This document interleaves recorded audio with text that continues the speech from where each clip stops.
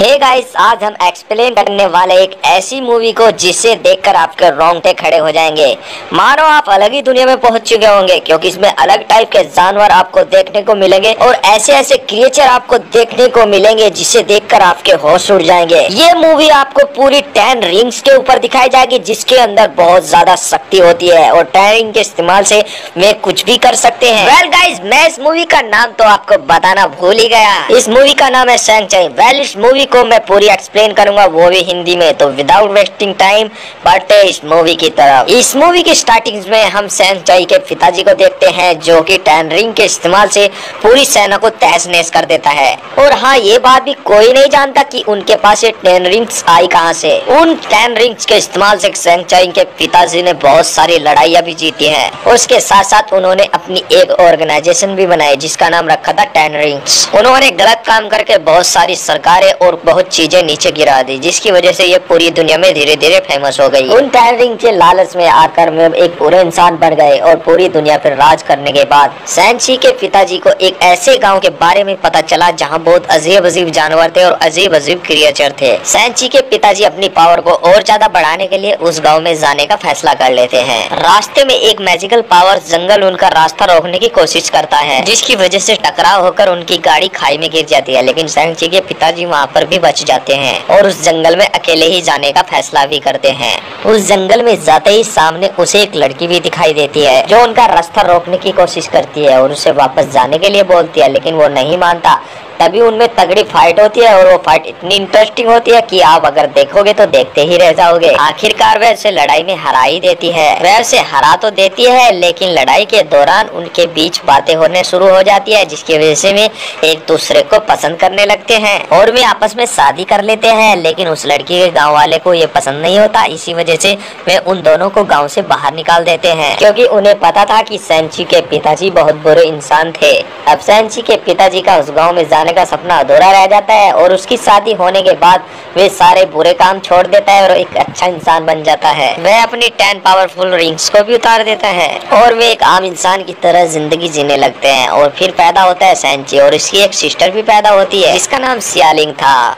और सैंग-चाई की माताजी बहुत अच्छी लेडी थी। वह अपने दोनों बच्चों को सिर्फ अपने जैसा ही बनाना चाहती थी और इसी वजह से उन दोनों की मॉम उन्हें दोनों को एक एक लॉकेट जरूर देती है, जो कि बहुत इंपॉर्टेंट लॉकेट्स होते हैं। और फिर एक दिन अचानक सैंग-चाई के पिताजी कुछ सामान लेने के लिए बाहर चले जाते हैं, तो वहाँ पर सैंग-चाई के पिताजी के कुछ दुश्मन उन्हें मारने के लिए वहाँ आ जाते हैं। वे आकर सैंग-चाई की मॉम पर हमला कर देते हैं और सैंग-चाई की मॉम कुछ नहीं कर पाती, क्योंकि वह अपनी पावर त्याग चुकी होती है और थोड़ी देर बाद वह उसे मारकर वहां से निकल जाते हैं। और जब उसके पिताजी घर आकर देखते हैं कि उसकी पत्नी मर चुकी होती है और इसकी वजह से उन्हें बहुत ज्यादा गुस्सा भी आ जाता है और एक बार फिर से वह उन 10 रिंग्स को अपने हाथों में पहन लेता है और वे सीधे पहुंच जाते हैं वहीं पर जिन्होंने सैंग-चाई की माताजी को मारा था। और वे अपनी 10 रिंग के इस्तेमाल से उन पर इतनी जोर से फाइट करते हैं कि उन्हें वहीं पर ढेर कर देते हैं। लेकिन फिर भी उनका बॉस सैंग-चाई के पिताजी के हाथ नहीं आता। उसके पिता सैंग-चाई को समझाते हैं कि खून के बदले खून होना चाहिए। उसके बाद वे उतनी हार्ड उसकी ट्रेनिंग चलाते हैं कि उसकी हर चीज परफेक्ट करते हैं, उसे हर चीज सिखाने की कोशिश करते हैं। और अब उसकी बहन भी ये सब सीखने की कोशिश करती है, क्योंकि उसके अंदर भी जुनून पैदा हो जाता है। अब जो कि उसके पिताजी ने उसे ये ट्रेनिंग लेने से मना कर दिया था, क्योंकि उसकी झलक, उसकी माताजी की झलक उसमें दिखती थी, इसी वजह से वे उसे लड़ाई नहीं सिखाना चाहते थे। फिर एक दिन सैंग-चाई के पिताजी को उस विलन का पता चल जाता है और सैंग-चाई से कहते हैं कि ये तुम्हारा पहला काम है, इसे तुम्हें कंप्लीट ही करना होगा। तुम्हें मारना है अपनी माँ के कातिल को। नेक्स्ट सीन हमें पूरे 10 साल बाद दिखाया जाता है, जहाँ पर हम 2 दोस्तों को देखते हैं जो कि वहाँ पर कंपनी में कार पार्किंग का काम करते हैं, जिनमें एक का नाम सॉन्ग और एक का नाम कैडी होता है, जो कि कार पार्किंग का काम करते हैं। उनमें से कैडी कार चलाने में बहुत ज्यादा एक्सपर्ट होती है और सॉन्ग सोचता है कि कहीं ये गाड़ी खराब ना कर दे, इसी वजह से उसे बहुत डर भी लगता था।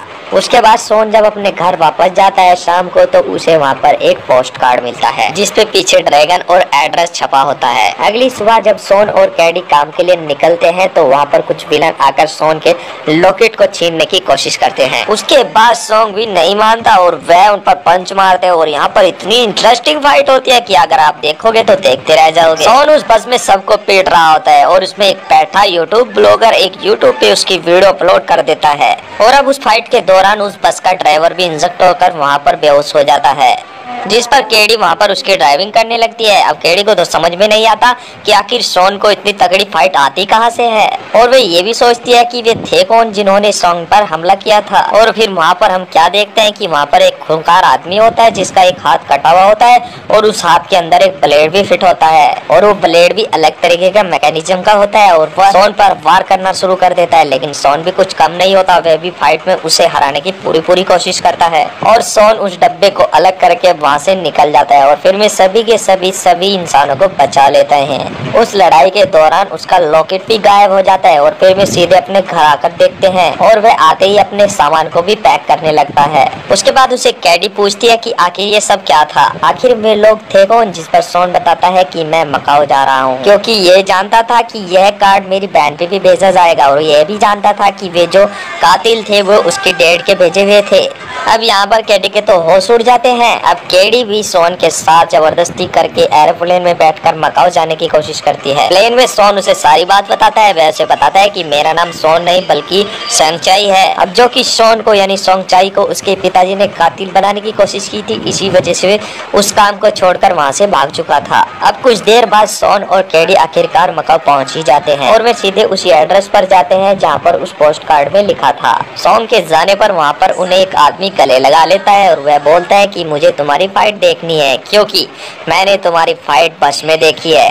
शॉन उसे बोलता है मैं यहाँ पर फाइट करने के लिए नहीं आया हूँ, मैं तो उस पोस्ट कार्ड पे जो एड्रेस लिखा था उस एड्रेस की वजह से यहाँ पर आया हूँ। तभी शॉन से वह कहता है कि अगर तुम यहाँ पर फाइट करोगे तो मैं तुम्हारी बहन को ढूंढने में मदद करूंगा। यहाँ पर हम वोंग को भी देखते हैं जो कि डॉक्टर स्ट्रेंज की मूवी में होता है, और वह उस मॉन्स्टर को अपने रो होल की वजह से हरा देते हैं। अब यहाँ पर शॉन की भी फाइट होती है जिसके ऊपर लोग बहुत सारा पैसे भी लगाते हैं, जिसकी फाइट होती है सीधी उसकी बहन से, और उसकी बहन उसे एक झटके में हरा भी देती है। इसके बाद हम शॉन की दोस्त केडी को देखते हैं जो कि उसने शॉन के खिलाफ बहुत सारे पैसे लगाए थे जिसकी वजह से वो बहुत ज्यादा पैसे जीत जाती है। अब वहाँ पर शॉन की बहन उससे सीधे मुंह नहीं बात करती क्योंकि वह उसे वहाँ पर अकेले छोड़कर वहाँ से भाग गया था। शॉन उसे कहता है कि वह तुम्हारे अड्डे पर आने वाले हैं, तो उसकी बहन उसे बोलती है कि मैं उससे खुद निपट लूंगी क्योंकि मैं 10 साल पहले भी उनसे निपटी हुई हूँ। और तभी वे इतनी बात कर रहे थे तो उसके पिताजी के द्वारा भेजे गए विलन वहाँ पर पहुँच जाते हैं। अब वहाँ पर शॉन की बहन उसे वहाँ पर फंसाकर भाग जाती है, और तभी शॉन क्या करता है अपनी केडी दोस्त को बचाने के लिए शीशा तोड़कर उसे नीचे ले जाने की कोशिश में लगा हुआ होता है। लेकिन तभी वहाँ शॉन पर से फाइट करने के लिए विलन आ जाते हैं, तो तभी केडी से कहता है कि तुम यहाँ से निकलो और मैं इनसे निपटता हूँ। तभी वहाँ पर केडी नीचे गिरने वाली होती है और शॉन की बहन उसे बचा लेती है। वहाँ पर तगड़ी फाइट होती है और उनमें से एक विलन आता है जो कि उसके पिताजी का भेजा हुआ था, वह उसकी बहन के लॉकेट को छीन लेता है और तब शॉन उसे मारने की कोशिश करता है। तो तभी अचानक से वहाँ एंट्री होती है उसके पिताजी की। उसके पिता वहाँ पर आते ही उसे बोलते हैं कि चलो अब बहुत हो चुका है, अब सीधे घर चलते हैं। तो उसके पिताजी कैडी को भी उनके साथ लेकर सीधे हेलीकॉप्टर में पहुंच जाते हैं। अब सेंचाई के पिता बहुत ज्यादा खुश होते हैं और वो कैडी को अपनी सारी स्टोरी बताते हैं, वे अपनी ट्रेनिंग्स के बारे में भी और अपनी वाइफ के बारे में भी उसे सब कुछ बताते हैं। उसके बाद वह उन्हें लेकर एक रूम में पहुंच जाते हैं और दोनों नेकलेस को एक ड्रैगन के आंखों पर लगा देते हैं, जिसकी वजह से धरती पर एक नक्शा बन जाता है। अब सोंग के पिताजी उसे ये बताते हैं कि तुम्हारी माता जिंदा है और वे मुझे आकर सपने में हेलो हाय बोलती है। वह कहता है कि वह मुझसे बोल रही है कि मुझे आओ आजाद कर लो, क्योंकि वह सोचता था कि उसके गांव वालों ने उसे अपने गांव में कैद कर रखा है और बस ये वही नक्शा है जो तुम्हारी माता के गांव तक हमें ले जा सकता है और अब हम सीधे पहुंचेंगे तुम्हारी मम्मी के गांव के पास। इस पर सेंचाई कहता है कि पिताजी तुम्हारे दिमाग का क्रो ढीला हो चुका है। वैसे बताता है कि माँ मर चुकी है, जिसके बाद उसके पिताजी को गुस्सा आ जाता है और वह उस पर हमला करना शुरू कर देता है।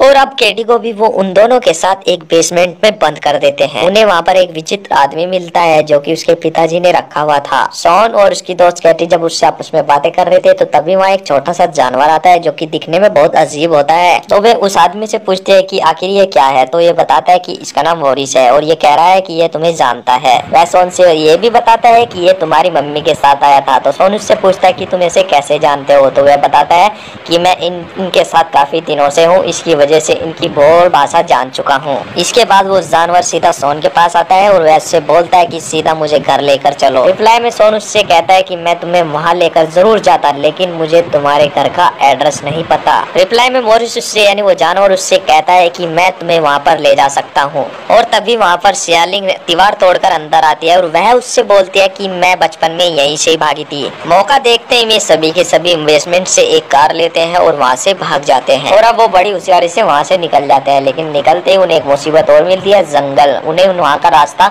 वही जानवर धीरे धीरे बताता रहता है, जिसकी वजह से वे वहाँ से निकलने की कोशिश करते हैं। और फाइनली वे उस झरने के पास पहुँच जाते हैं और झरने के पास करते ही वे एक ऐसी दुनिया में पहुँच जाता है जिसे देखने के लिए आप भी बेताब थे और मैं भी बेताब था। अब ये नजारा देखकर तो उन सभी के होश उड़ चुके थे और अब मॉरिस यानी वो जानवर भी अपने घर पहुंचकर बहुत ज्यादा खुश था। जिसके बाद वहां जाकर उनकी मुलाकात उनकी माताजी के बहन के साथ होती है। सोन उन्हें बताता है कि मेरे पिताजी तुम्हें मारने के लिए आने वाले हैं, क्योंकि उन्हें यह महसूस होता है कि तुमने मेरी मम्मी को यहाँ पर कैद कर रखा है। बाद वह लेडी उन्हें सीधे एक म्यूजियम में ले जाती है। वह अपने इतिहास के बारे में बताती है। वह बताती है कि सालों पहले यहाँ पर बहुत ज्यादा शांति हुआ करती थी, हम शांति से रहा करते थे, लेकिन हमारी शांति को भंग करने के लिए यहाँ पर अंधेरे के हैवान ने आकर उनकी खुशी को तहस नहस कर दिया था, जिसकी वजह से उनकी अच्छाइयाँ और उनकी सभी ख्वाहिशें मिट्टी में मिल चुकी थी, क्योंकि वे बुरी ताकतें इतनी ज्यादा ताकतवर थी कि अगर कोई सेना उनसे लड़ने के लिए आता तो उसकी आत्मा को अपने अंदर खींच लेते थे और उसकी आत्मा को हम अपने अंदर खींचने की वजह से उनके अंदर और भी ज्यादा पावर बढ़ जाती थी और हमें हराने के बाद ये तुम्हारी दुनिया की तरफ बढ़ने वाले थे। लेकिन हमारे नेताओं ने कुछ अच्छे सिपाही भेजकर उन पर आक्रमण करना शुरू किया, लेकिन वो भी उन काली शक्तियों के आगे टिक नहीं पाए। लेकिन एक दिन वहाँ पर महारक्षक आए और हमारी हार को जीत में तब्दील कर दिया। उन्होंने आते ही इस दीवार के पीछे उस हैवान को कैद कर दिया और इसी वजह से हमारे महारक्षकों के दिए गए वरदान से हमने इस काले द्वार की आज तक भी रक्षा की है। वह उनसे ये भी बताती है कि इस काली दीवार के पीछे जो शक्ति है वह कई महान योद्धाओं को अपने आप को छुड़ाने के लिए अपने पास अट्रैक्शन के लिए उसे बुलाने की कोशिश करती है ताकि वह उसे छुड़ा सके। फिर हम क्या देखते हैं कि वे सभी लोग उस जंग के लिए तैयारी कर रहे होते हैं। अब वह उनकी मासी उन्हें एक एक ड्रेस भी देती है जो उनकी मम्मी ने स्पेशल उनके लिए बनाया था। अब वहाँ पर वे सबकी ट्रेनिंग कराते हैं और बल्कि वे कैडी को भी तीर चलाना सिखाते हैं। अब सोन उसकी मासी से एक ऐसी टेक्निक सीखता है जिस टेक्निक से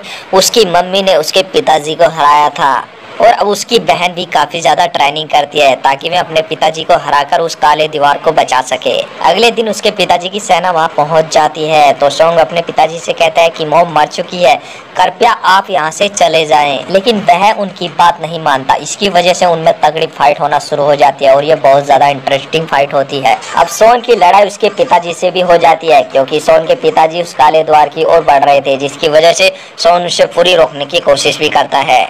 लेकिन तभी उसके डैड उन 10 रिंग्स की पावर का इस्तेमाल करके वह उसे बहुत दूर धकेल देते हैं और अब उन 10 रिंग्स की पावर से सोन के डैड उस काले दरवाजे तक पहुंच जाते हैं और उस दीवार पर जोर जोर से पंचिंग करना शुरू कर देते हैं, जिससे उस दीवार के अंदर हलचल होना शुरू हो जाती है और तभी उसके अंदर से बहुत से डीमन निकलना शुरू हो जाते हैं जो कि उनकी प्रजा पर हमला करने के लिए तैयार होते हैं। तभी वहाँ पर सियालिंग उसके पिताजी के भेजे हुए सैनिकों को से बात करती है और उससे बोलती है कि हमें आपस में लड़ना नहीं चाहिए क्योंकि ये हमारे लिए बहुत ज्यादा खतरनाक है और ये मानने से वे सब इनकार कर देते हैं। फिर तभी वहाँ पर एक डीमन उनकी एक वॉरियर की आत्मा को निकल लेता है और उस पर भी हमला कर देता है और वह उन्हें मारने की कोशिश करता है, लेकिन वे नहीं मरते क्योंकि वे एक स्पेशल हथियार से ही मरेंगे, जो कि वो हथियार सिर्फ वहाँ के गांव के लोगों के पास ही होता है। और तभी उसे अक्ल आ जाती है और वे सभी बोलते हैं कि हाँ, हम आपस में मिलकर ही लड़ाई करेंगे। तभी वहाँ पर वो डीमन उस आत्मा को लेकर हैवान को खिलाने के लिए उसके अंदर घुस जाता है क्योंकि वो बहुत सालों से भूखा था और आत्मा को स्वाद लेने के बाद उसकी पावर और ज्यादा बढ़ जाती थी। ये सारे डीमन उन पर बहुत भारी पड़ते हैं। इसी वजह से वहाँ पर एक ड्रैगन आता है जो कि सोन का दोस्त होता है और वो सोन की मदद करता है। उसके बाद सोन अपने पिताजी को खूब समझाने की कोशिश करता है कि हम वहाँ पर हमारी माता नहीं है, लेकिन उसका पिताजी उसकी एक नहीं सुनता और उसके साथ फाइट करना शुरू कर देता है। उधर बहुत सारे डीमन ड्रैगन की आंखों पर हमला करना शुरू कर देते हैं और सियालिंग वहाँ अपनी होशियारी से उस ड्रैगन की जान बचा देती है। और अब सोन अपनी मौसी के सिखाए हुए मुंह को इस्तेमाल करके अपने पिताजी की सारे रिंग हासिल कर लेता है क्योंकि अब तक इस चीज का इस्तेमाल कोई नहीं कर पाया। सोन अपने पिताजी को समझाने की बहुत कोशिश करता है, लेकिन उसके पिताजी नहीं मानते और वे जोर सा पंच उस पर मार देते हैं, जिसकी वजह से उसके अंदर से बहुत तगड़ा हैवान निकलता है। बाहर निकलते ही वो सोन और उसके पिताजी पर हमला कर देता है, लेकिन तभी सोन के पिताजी अपनी टैनिंग का इस्तेमाल करके उसकी जान बचा देते हैं। और जब वह हैवान उसकी आत्मा को निगल रहा होता है तो वह अपनी 10 रिंग्स अपने बेटे के हाथों में पहना देता है। उसके बाद हम क्या देखते हैं, और जब वो ड्रैगन उस पर सोन पर हमला करना शुरू कर देता है तो वहाँ पर दूसरा ड्रैगन उस पर हमला कर देता है, जो कि सोहन का साथी होता है। उसके बाद वह शैतान वहाँ से भाग जाता है और सोहन मौका देखकर उस गेट को बंद कर देता है जहाँ पर और भी ज्यादा क्रिएचर बाहर आ रहे थे। उसके बाद में दोनों अपने वाले ड्रैगन पर बैठकर उस पर हमला करना शुरू कर देते हैं। उधर वो बिग मॉन्स्टर उस ड्रैगन को अपने अंदर खींचने वाला होता है, लेकिन तभी कैडी का दिमाग काम करता है और वो उसके गले को एक तीर की सहायता से छेद कर देती है। उसके बाद मौका देखते ही सोन भी अपनी सारी रिंगों को उसके पेट के नीचे उतार देता है, जिसकी वजह से उसका पेट फटकर तहस नहस हो जाता है और वह सभी की जान बचा लेता है। उसके बाद सोन और कैडी को हम एक बार में देखते हैं, जो कि अपने दोस्तों को अपने बारे में बता रहे होते हैं, लेकिन उसके दोस्त उन पर विश्वास नहीं करते। तभी वहाँ पर वोंग की एंट्री होती है। वे सीधे आकर सोन से पूछते हैं कि तुम्हारे पास 10 रिंग अभी भी है। उसके बाद वोंग उन दोनों को अपने साथ लेकर वहाँ से चला जाता है। तो गाइज आपको ये मूवी कैसी लगी? अगर आपको ये मूवी पसंद आई है तो प्लीज़ हमें कमेंट बॉक्स में कमेंट करके जरूर बताना। और हाँ, एक बात और, हमारे चैनल को अगर नए हो तो सब्सक्राइब करना बिल्कुल ना भूलना, क्योंकि उसी की वजह से हमें मोटिव मिलता है और उसी की वजह से हम आपके लिए नई नई मूवी लेकर आएंगे। तो गाइज आज के लिए बस इतना ही। Thank you.